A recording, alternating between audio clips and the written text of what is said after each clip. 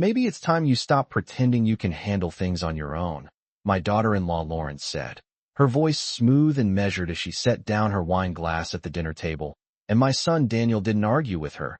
He just stared at his plate as if the green beans required his full attention, and in that quiet agreement something inside my chest shifted in a way I can only describe as final. I had invited them over that Sunday like I always did, pot roast in the oven, the good china out, the same oak table my late husband Thomas and I bought 38 years ago when Daniel was still in middle school, and I remember thinking how strange it felt to be discussed like a fragile heirloom instead of the woman who had balanced checkbooks, run a household, and helped build a small accounting business from scratch.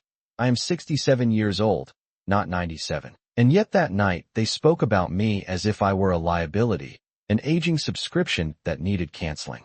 Before it became inconvenient, Lauren mentioning assisted living wait lists and simplifying assets in the same tone someone might use to talk about decluttering a closet, and Daniel nodded along, adding that managing the house on my own might be too much pressure, his words careful but distant, as though he had rehearsed them in the car before walking in.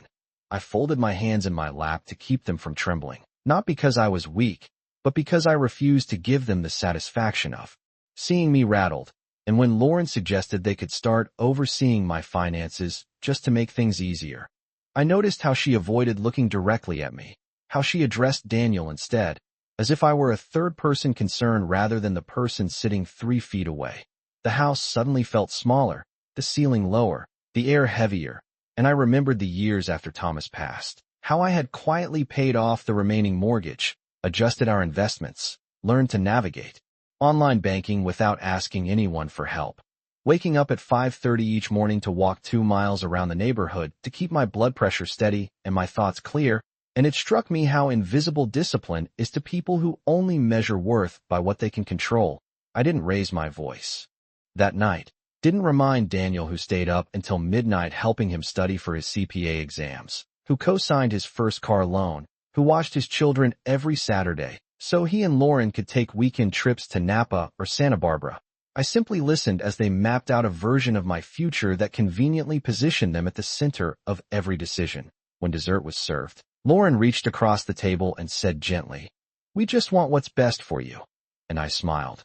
The kind of polite smile that doesn't reach the eyes, because I realized something they hadn't considered. Doubt is a mirror, and what they were really revealing was not my weakness but their assumption that I would surrender. That night, after they left and the house fell quiet except for the hum of the refrigerator, I washed the dishes slowly, dried each plate, and placed it back in the cabinet with deliberate care. Then I sat down at Thomas's old desk and opened my laptop, reviewing every account, every deed, every document, not in panic but in clarity, and I understood that I had 2 choices. I could argue for my competence like a defendant pleading a case, or I could let results speak in a language they could not dismiss. They thought I was declining, that grief had softened my edges, that age had dulled my judgment. But as I looked at the numbers on the screen and the steady balance sheets I had maintained without their input, I felt something steady and unshakable rise within me, not anger, not even hurt, but resolve, because when they doubted me, they unknowingly handed me a gift, and I decided in that quiet kitchen, under the yellow light above the sink, that I would not fight their doubt with emotion. I would answer it with discipline, the kind that wakes before sunrise, reads contracts line by line, updates trusts, strengthens the body, sharpens the mind, and never once asks for permission to remain in control of her own life. The next morning I woke before the alarm, the sky outside my bedroom window still a muted gray, and for a moment I lay there listening to the quiet hum of the house that Daniel now believed was too much for me to manage, and instead of feeling overwhelmed I felt alert, almost sharpened, as though a lens had finally come into focus. I made my bed with tight hospital corners the way Thomas used to tease me about, tied my walking shoes, and stepped outside into the cool air, the pavement still damp from the overnight sprinklers, and I walked 3 full miles without stopping, tracking each step on my watch, not because anyone was watching, but because I was reminding myself that strength is built in repetition. When I returned home, I brewed my coffee, sat at the kitchen table, and opened a yellow legal pad, writing down every account number, every recurring expense, every property document I could think of, reviewing them line by line with the same precision I used when Daniel was a child, and I checked his homework before he turned it in. I thought about how Lauren had said the phrase simplify assets as if my life were a cluttered drawer, and I realized what unsettled me most was not her suggestion, but the assumption beneath it, the belief that I had drifted into confusion simply because I had crossed an invisible age line. By 10 o'clock, I had scheduled an appointment with my financial advisor, a woman named Patricia Collins who had worked with Thomas and me for over 15 years. And when I told her I wanted a full review of my portfolio and estate structure, she did not hesitate or speak slowly, as if I needed translation. She simply said that she would prepare everything for Wednesday. Later that afternoon, Daniel called, his tone casual but probing, asking whether I had given more thought to letting them take over bill payments. And I answered evenly that I had reviewed my accounts that morning and everything was in order. And there was a pause on the line, not long, but long enough for me to recognize surprise. I could almost picture Lauren in the background, listening, perhaps expecting me to sound uncertain, and I felt a calm steadiness settle deeper into my spine. Over the next several days, I began adjusting small things that added up to larger shifts.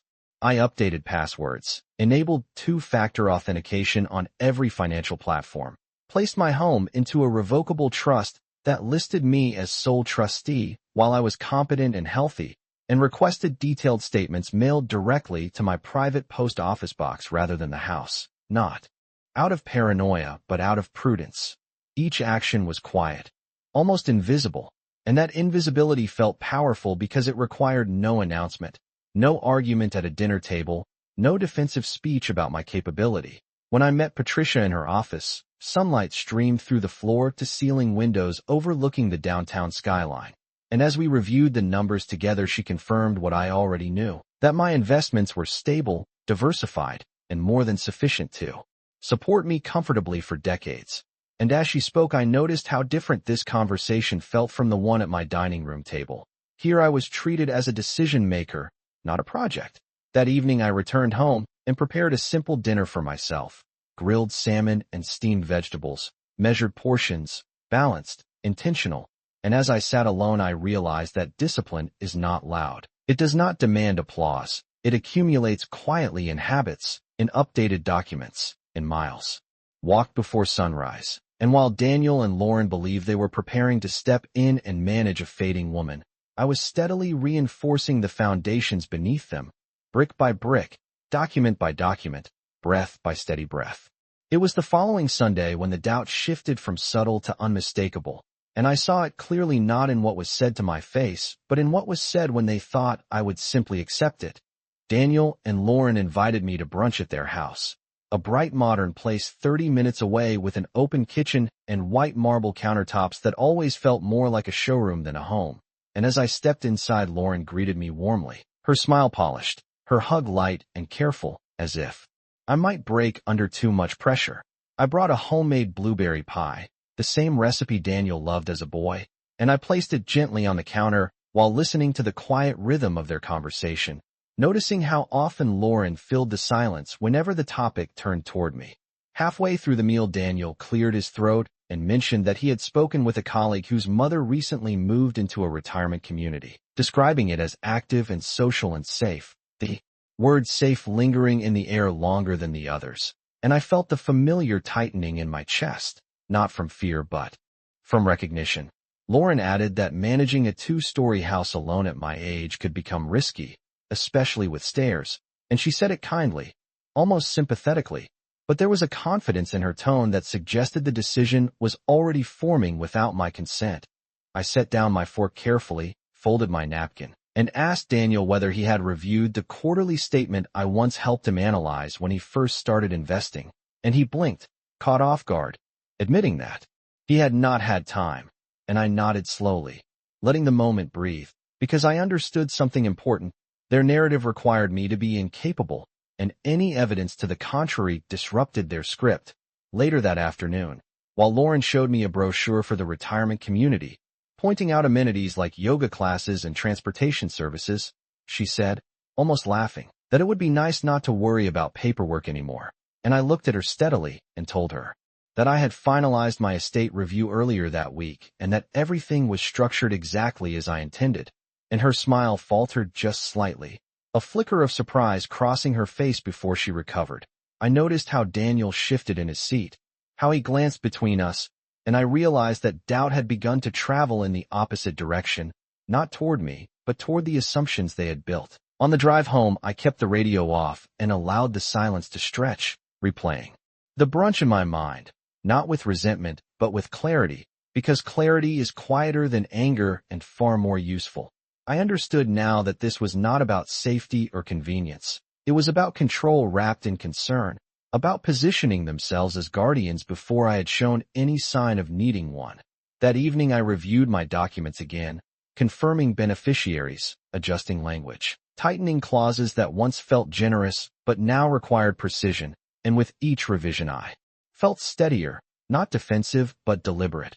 I did not need to argue or prove myself in raised voices across a marble island. I needed only to continue strengthening the structure beneath me, to ensure that every decision carried my signature and my intent. And as the sun set outside my living room window casting long shadows across the hardwood floors Thomas and I once installed together, I felt an unexpected calm settle over me, because the more they tried to prepare for my decline, the more I prepared for my independence. And in that quiet preparation, I began to see the first signs that their confidence in managing my life was far less solid than they believed. By the second week, I could feel the shift not only in them, but in myself, a steadiness that settled into my routines like muscle memory, and I began rising at 5:15 instead of 5:30, lacing my walking shoes before the sun, even considered climbing over the rooftops, adding light strength training in the garage with the small set of dumbbells Thomas bought years ago, 10 pounds in each hand, controlled movements, measured breathing, reminding myself that capability is maintained through effort, not assumed through age. After my morning walk, I reviewed a book on estate planning that Patricia had recommended, reading each chapter slowly at the kitchen table where Daniel once colored with crayons, highlighting passages about trustee authority and beneficiary protections. And I realized how much of adulthood is simply about staying informed while others grow comfortable in assumptions. Midweek, Daniel stopped by unexpectedly, saying he was in the neighborhood and thought he would check in, and I welcomed him inside with the same calm courtesy I always have, offering coffee, asking about work, noticing how his eyes drifted toward the staircase as if measuring it against my balance. And when he casually asked whether I had considered installing railings or perhaps moving my bedroom downstairs, I told him that I had already scheduled a home safety inspection on my own terms and that I would make improvements if I deemed them necessary. And the word deemed hung gently between us, not sharp but firm. He seemed surprised by the specificity of my response, and I saw something flicker across his face, not hostility but uncertainty, as though the narrative he had rehearsed did not quite fit the woman standing before him.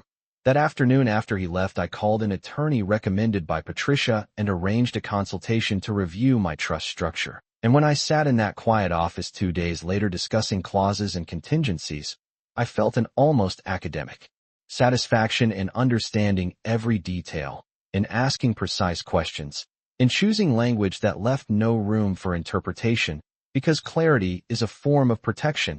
At home, I organized my documents into labeled binders: insurance policies, property deeds, investment summaries, healthcare directives, each placed in a fireproof safe I purchased without mentioning it to anyone, not out of secrecy, but out of sovereignty. Meanwhile, Lauren began sending me articles about retirement communities and simplified living, forwarding them with cheerful messages about amenities and convenience. And I responded politely but briefly, never dismissive, never argumentative, simply stating that I appreciated her concern and that I had matters well in hand. And I could sense her frustration in the speed of her replies, the slight edge beneath the friendliness. What they did not understand was that I was not resisting change, I was evaluating it. And evaluation requires information, not emotion. I scheduled a full physical examination with my doctor, completed blood work, cognitive screening, and cardiovascular tests, and when the results confirmed that I was in good health. For my age, I requested printed copies for my records, sliding them into the binder labeled personal documentation with deliberate care. Every action was small on its own, almost ordinary, but together they formed a pattern of competence that no assumption could easily dismantle. And as the days passed, I felt less like a woman defending her independence and more like a woman reinforcing it. I did not need to announce my strength at a brunch table or correct every subtle comment, because strength documented and practiced is far more persuasive than strength declared. And while Daniel and Lauren quietly prepared for a future in which they would manage my affairs, I was quietly ensuring that if any management occurred, it would be because I invited it, not because they concluded it was time. The following Saturday evening, Daniel invited me to dinner again, this time at my house, saying Lauren wanted to try a new recipe and thought it would be easier in my kitchen, and I agreed without hesitation because I had learned that control often reveals itself most clearly when it believes it is unchallenged. I cleaned the house that morning not because it needed it, but because I wanted everything in order, the hardwood floors polished, the windows open to let in fresh air, the staircase solid and steady beneath my feet as I moved up and down carrying folded laundry, aware of each step but never uncertain. When they arrived, Lauren greeted me with her usual brightness, scanning the living room as though conducting a quiet inspection, her eyes lingering on the bookshelf and the hallway table where I kept framed photographs. And I noticed how quickly she asked whether I had considered selling some furniture to make the space more manageable, her tone casual but purposeful. During dinner, Daniel mentioned that he and Lauren had met with a real estate agent just to understand the market, emphasizing that houses like mine were selling quickly, and he added that if I ever decided to move, they could help coordinate everything. And I set my fork down gently and asked him whether he remembered the year Thomas and I refinanced this property at an interest rate below 4%, how we chose a 15-year term instead of 30, so we would be debt-free before retirement. And Daniel nodded slowly, perhaps recalling the spreadsheets we reviewed at this same table. I told him that the house was not a burden, but a fully owned asset positioned in a trust that protected it from unnecessary liquidation, and I watched the words settle across their faces, not dramatic, not loud, simply factual. Lauren shifted in her chair and asked why I had not discussed those updates with them, and I answered calmly that financial decisions require privacy and precision, not group consensus, and there was a brief silence that felt heavier than any raised voice could have been. I realized in that moment that they were beginning to understand something they had underestimated, that my independence was not sentimental attachment, but structured intention. After dinner, I showed them the new fireproof safe installed discreetly in the hallway closet, not to impress them, but to demonstrate that preparation does not equal decline, and Daniel ran his hand over the metal surface as if reassessing the narrative he had constructed. Later that night, when they left, I stood by the front window and watched their car disappear down the street, and instead of feeling tension, I felt clarity, because clarity strips away illusion and leaves only truth. Over the next few days, I increased my routines with quiet consistency, adding another half-mile to my morning walk, reviewing my long-term care insurance policy, meeting again with the attorney to finalize language that ensured no transfer of authority could occur without my explicit consent documented in writing, and each signature I placed on those papers felt less like defense and more like authorship. I was not reacting to them anymore. I was shaping the framework of my future, and in doing so I noticed something subtle but important. Their suggestions were becoming questions, their confidence softening into caution, because when preparation meets assumption, assumption begins to tremble. I did not confront them. I did not accuse them of overreach. I simply continued strengthening my position until the quiet evidence of my competence stood on its own, and in that steadiness I felt a deeper realization settle within me, that discipline practiced daily becomes a language no doubt can easily rewrite. The turning point came on a quiet Tuesday afternoon when Daniel called and asked if he could stop by to discuss something important, his voice carrying a careful neutrality that immediately told me this was not a casual visit. And when he arrived, he did not remove his jacket as he usually did, which meant he did not plan to stay long. We sat at the kitchen table where sunlight streamed across the wood grain, and he began by explaining that he and Lauren had been reviewing their long-term financial goals, mentioning college funds for the children, investment properties, retirement timelines, and then he shifted gently toward my house, saying that if I ever chose to sell, it could free up significant capital that might benefit the whole family. And I listened without interrupting, noticing how he framed the suggestion as a shared opportunity rather than a personal decision. I let a few seconds pass before answering. long enough for the quiet to underline the weight of what he had implied. And then I told him calmly that the property was no longer positioned for sale because it had been formally transferred into my trust structure with specific instructions that prohibited liquidation without my direct authorization documented in writing. And I watched the realization settle across his expression, not anger, but surprise, as though he had just discovered a locked door where he expected an open hallway. He asked when I had done that, and I replied that responsible planning often happens quietly, especially when clarity is required. And he leaned back in his chair, folding his arms, perhaps recalculating the assumptions he had been operating under. I explained that I had also reviewed my beneficiaries and adjusted allocations to reflect my long-term values, emphasizing education and charitable contributions alongside family support. And I saw how carefully he listened to that word charitable, how it introduced a dimension he had not accounted for. There was no confrontation in my tone, no accusation, only facts presented with steadiness, and I realized in that moment that discipline does not need volume, it needs documentation. Daniel eventually asked whether I trusted them, and I answered honestly that trust and authority are not the same thing, that I trusted him as my son, but that stewardship of my life required my continued oversight as long as I remained capable.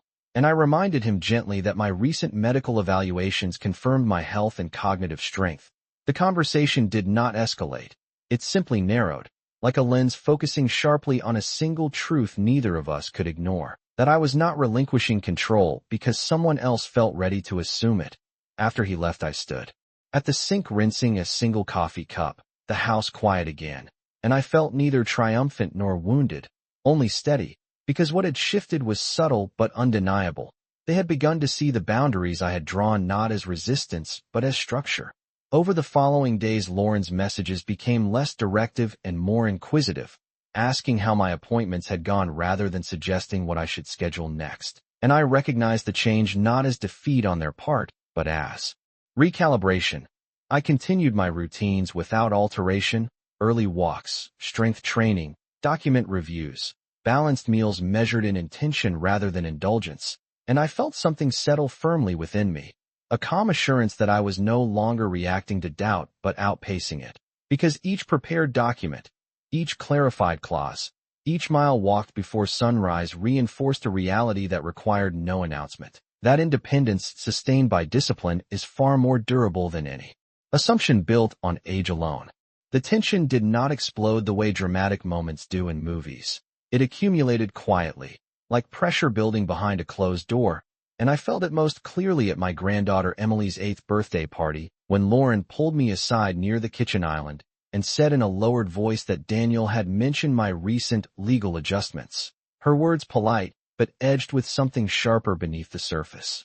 I had brought a carefully wrapped gift and arrived 10 minutes early, as I always do, wearing a light blue cardigan and low-heeled shoes, steady on my feet, steady in my posture.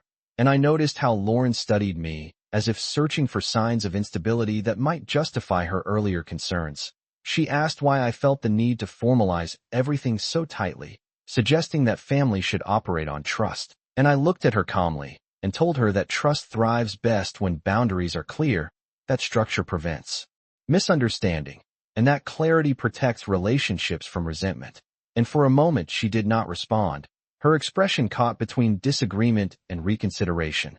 Daniel joined us then, attempting to soften the conversation by saying they only wanted to help, and that perhaps I misunderstood their intentions, and I answered evenly that help is most effective when it is requested, not assumed. And the words hung in the air not as accusation, but as fact.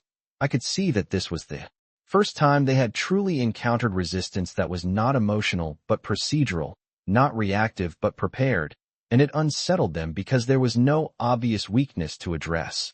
Later, while the children ran through the backyard with balloons and laughter filling the afternoon air, Daniel asked if I would at least consider naming him as co-trustee in the near future for simplicity. And I told him that any changes to authority would be evaluated based on necessity and capability, not convenience, and that as of now there was neither urgency nor deficiency requiring adjustment.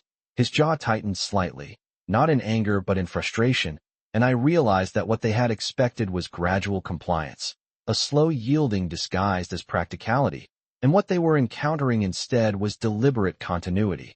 I returned to the party, sat beside Emily as she opened her gifts, and felt a calm clarity settle deeper within me, because the conversation had confirmed something important. Their confidence in managing my affairs depended on my uncertainty, and once uncertainty was removed, their leverage diminished. That evening after I drove home beneath a fading pink sky, I reviewed my updated documents once more, not out of anxiety but out of alignment, ensuring that each clause reflected my values precisely: education funds structured responsibly, charitable contributions defined clearly, and family allocations preserved without granting premature control.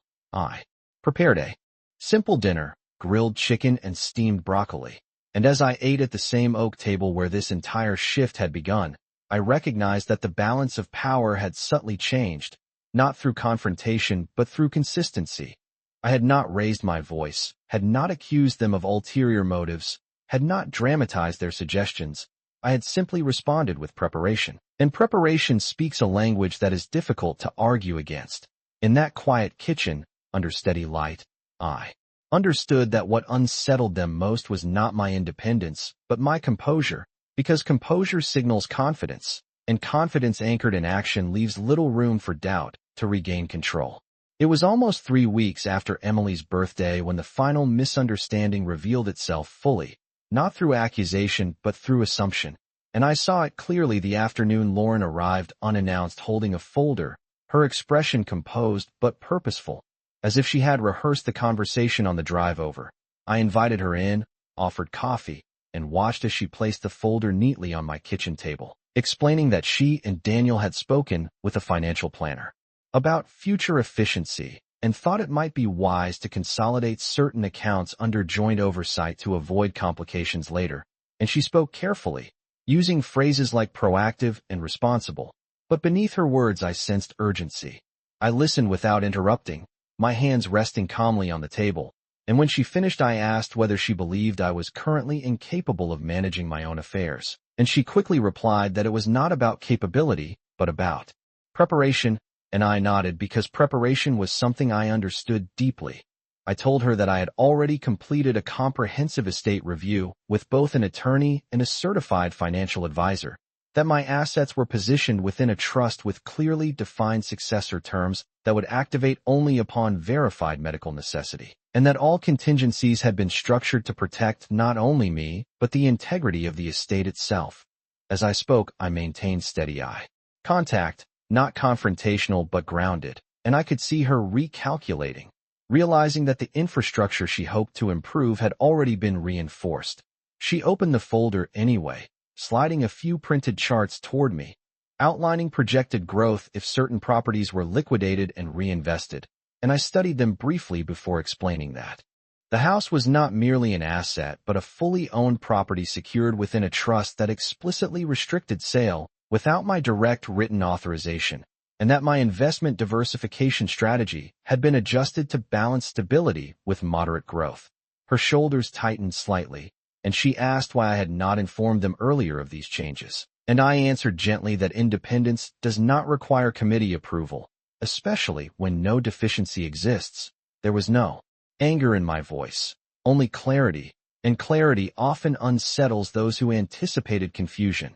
After a long pause, she admitted that they had assumed I would eventually prefer them to take over entirely, and that word assumed lingered between us like a quiet confession. I told her that assumption can become expectation, and expectation without consent can become overreach, and that I valued family support, but not substitution of authority, while I remained fully capable. She closed the folder. Slowly, her confidence noticeably softened, and for the first time I sensed not resistance but recognition. When she left, the house felt unusually still, as though something invisible had shifted into place. I stood by the window watching her car reverse down the driveway, and I did not feel victorious. I felt aligned. Over the next few days, Daniel called less frequently about logistics and more about ordinary life, work projects, the children's school events, and I noticed how the tone of our conversations had recalibrated from oversight to respect. I continued my routines without deviation, Early morning walks extending to 3.5 miles. Strength exercises steady and controlled. Document files organized with deliberate precision. And in that consistency, I recognized the quiet truth that had been unfolding all along. That discipline does not simply defend independence. It demonstrates it so thoroughly that doubt eventually exhausts itself in the presence of evidence. The final shift did not arrive with an argument or a dramatic declaration. It arrived quietly one evening when Daniel invited me to dinner again, this time with no agenda woven into the invitation. And as I stepped into their home, I noticed something subtle but unmistakable in the way he greeted me, not with concern layered beneath politeness, but with simple warmth. Lauren offered to take my coat without scanning me for signs of frailty, and we sat at the table discussing ordinary things. Emily's upcoming school recital, Daniel's workload, a neighbor who had recently moved, and for the first time in months I was not being evaluated, I was being included. Halfway through the meal, Daniel cleared his throat, the same gesture he used weeks earlier when suggesting I sell the house. But this time his words carried a different weight. He said that he had been thinking about our conversations, and that he realized he had confused planning with control, and that he had underestimated how thoroughly I had prepared. Lauren nodded beside him, admitting that they had projected their own timelines and anxieties onto my life without fully acknowledging my competence. And there was no defensiveness in her voice, only a quiet recognition that assumptions had shaped their behavior more than facts. I listened carefully, not rushing to fill the silence, allowing their acknowledgement to stand on its own. And I responded that preparation is not a signal of decline, but a sign of responsibility, that independence does not exclude family, but it does require respect. And I saw relief soften their expressions as if clarity had lifted a pressure they had not known how to release. Daniel asked whether I would still consider naming him successor trustee one day, and I told him that succession is built into the structure already, that the documents clearly outline the process should the time come, but that until necessity arises I will remain the steward of my own life. And he accepted that without resistance. Later that evening as I drove home beneath streetlights glowing against the darkening sky, I felt something settle fully into place, not triumph, not vindication, but equilibrium. Over the following weeks the conversations shifted naturally. Daniel began asking for my perspective on his investments rather than proposing adjustments to mine. Lauren occasionally sought my advice about budgeting for the children's extracurricular activities, and our interactions carried a tone of collaboration rather than supervision. I continued my morning walks, now consistently 3.5 miles, maintaining steady breathing, steady pace, steady intention, and each sunrise felt less like a defense against doubt and more like a celebration of capability. The binders remained organized in the safe, the trust documents precise, the beneficiary designations aligned with my values, and I no longer reviewed them out of urgency, but out of habit. The way one maintains a garden not because it is failing, but because it deserves care. One afternoon while standing in the kitchen where this entire shift had begun, I ran my hand along the oak table Thomas and I chose decades ago, remembering how many decisions we made together with foresight and patience, and I understood that what had preserved my independence was not confrontation but consistency, not anger but discipline practiced quietly day after day. The doubt that once hovered over family dinners had dissolved not because I argued against it, but because I outpaced it with preparation. And in that steady rhythm of early mornings, signed documents, and measured steps, I reclaimed something deeper than control. I reclaimed the unquestioned authority over my own life, and that authority now rests not on assumption, but on proof.